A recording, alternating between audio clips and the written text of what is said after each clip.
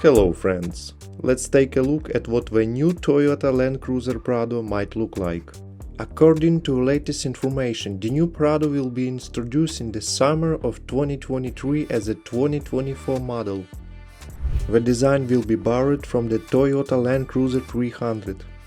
Based on this, I have made renders, and now we can assess what may be the new design of the Land Cruiser PRADO 2024 model year. The new PRADO will be built on the TNGA-F frame platform. In size it will be comparable with the current model, but its wheelbase will increase. The new generation PRADO is expected to retain a 2.8-liter turbo diesel with 200 horsepower and 500 Nm of torque, while the gasoline V6 will be replaced by a hybrid unit with a 2.5-liter gasoline engine and electric motor. Write in the comments if you like this design. Thanks for watching, subscribe to the channel, see you in the next videos.